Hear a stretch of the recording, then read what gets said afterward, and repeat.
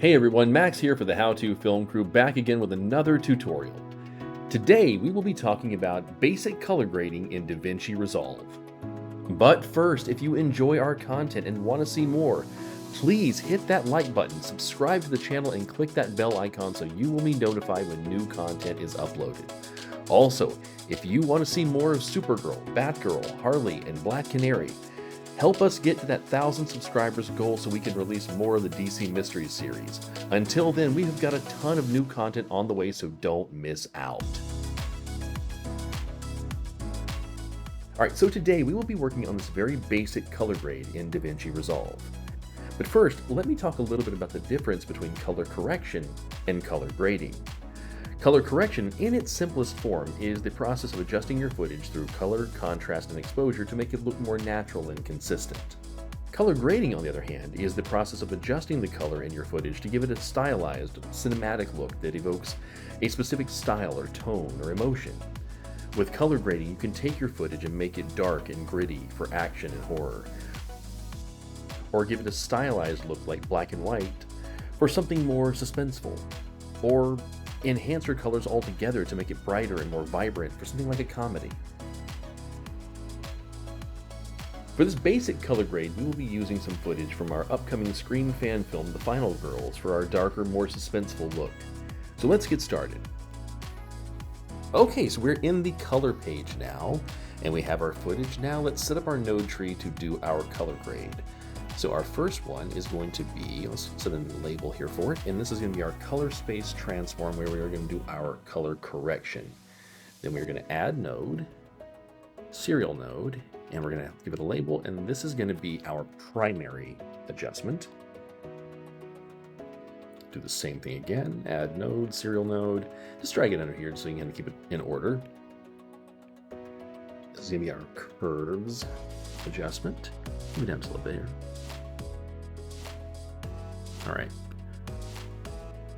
add node, serial node, give it a label.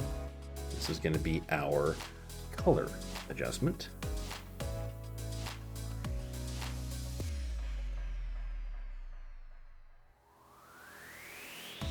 This one is going to be our look.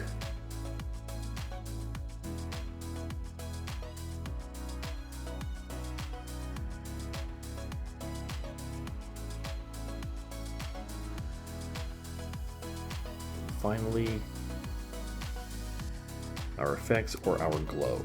Now that our node tree is set up and labeled, let's start working on this scene. In our first node, we're going to handle our color correction, which we are going to use color space transform. So go to your effects and type in color, and there's color space transform. I'm just going to drag it right on over there. All right, and we are going to input or adjust our input color space, our input gamma, output color space, and output gamma. I touched on this a little bit on our green screen tutorial, but I'm going to go a little more in depth today. So I shot this on a Blackmagic Pocket Cinema 6K. So what I'm going to be using is this DaVinci wide gamut. I used it on the last one as well. But for you, depending on what you shot it on, what your footage on, you can use Canon. There are selections for other Blackmagic cameras. I just find that the DaVinci wide gamut works best. Your input gamma also is kind of dependent on the camera you used. I am actually going to be using the Pocket 6K. It takes it down way darker than you want it to, but once you adjust your color space and your gamma, your output color space and your output gamma, this will normalize. So for these two, you want to use Rec 709, which is the standard color space for most things. So we're just going to stick with that, and that should normalize our footage here once I get this selected. Boom, and there we go. Okay, so we have a more natural looking image in a darker space. All right, so once we have this, let's move on to our primary adjustments. We're going to do our lift, gamma, and gain in here to adjust exposure, and let's start working with that. So we're going to actually bring our lift up just a little bit, kind of lighten the scene just a tad. Don't want to go too much. And for gamma, we're going to move our midtones down a bit. bring our lift back up a little more. Out there, because we want to really kind of hit the contrast when we get to the curves adjustment. And gain, just a little bit. Let's bring it down. That looks pretty good. Luckily, the lighting was really good in this scene, so we don't have a whole lot to work with. But this will allow you to get your scene where you want it.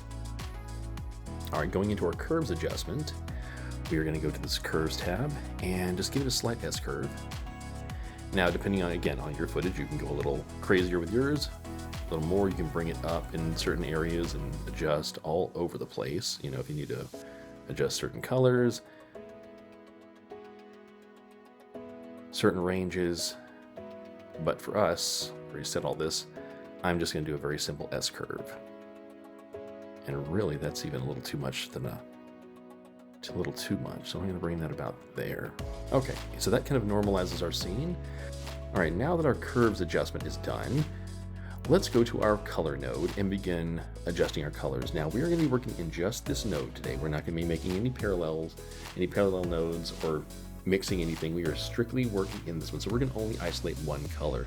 Because we have this strong blue everywhere, I want to isolate her skin tones and kind of make those pop and make sure that doesn't get lost in the look when we start adjusting things here.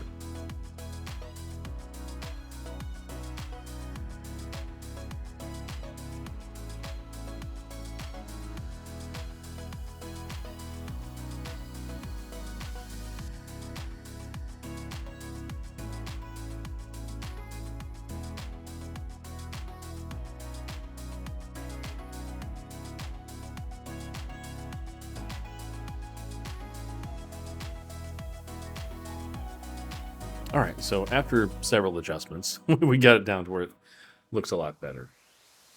You don't want to go too high, but just want to get just a little bit of warmth on the side of her face. We'll get about 250 there. And we are going to overall desaturate these colors here in a little bit. All right, so now that we have this adjusted, I want to adjust my look, but I don't want to overshadow what I've done here. So to do that, you can actually create a mask for that color by taking this input here and dragging it to this, and then going here, going to your key window and adjust here. And then whatever you adjust in here, it will not affect, it will actually mask this out and will not affect what's going on over here. All right, so once you've done that, then whatever you do to this look is not going to affect your skin tones or whatever color that you've masked out. So if I decide to make this thing like super green, your skin tones are going to be fine. They may adjust a little bit, but not too much. But we're not doing that, obviously. So let's go back over here, and we are going to adjust our blues just a little bit. We're going to go to the gain. These mid-tone blues, we're going to bring them up a little bit. Just our temperature just a little bit. I know I said I wasn't going to do another node, but I'm going to bring this down here. And I am going to add another serial node here, and this is going to be our secondary look. I know. I said I was going to keep it with 6, but we're going to do 7. It's my lucky number anyway.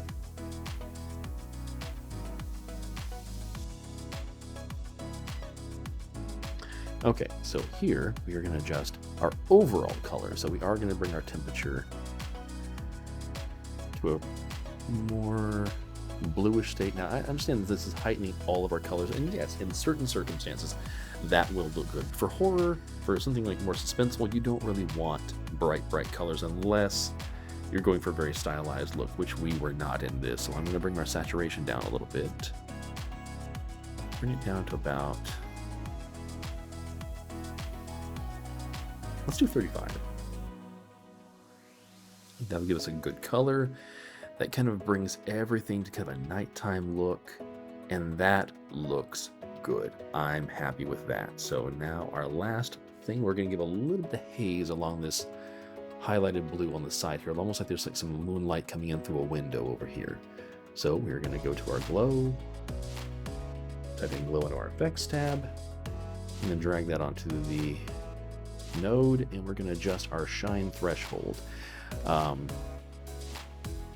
you can see, the further down you go, the more heightened the glow is, and the less spread you put on it, the more it really shows up. So here it smells like it's a really sharp light on her.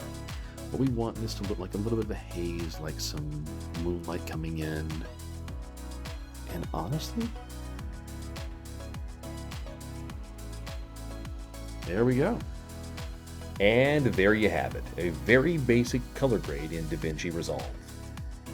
If you want to see a more in-depth look at this or other aspects of filmmaking, or if there are other tutorials you would like to see, let us know in the comment section down below. Also, don't forget to like and subscribe and hit that bell icon to be notified when new content is uploaded. You guys have a great one, and we'll see you next time.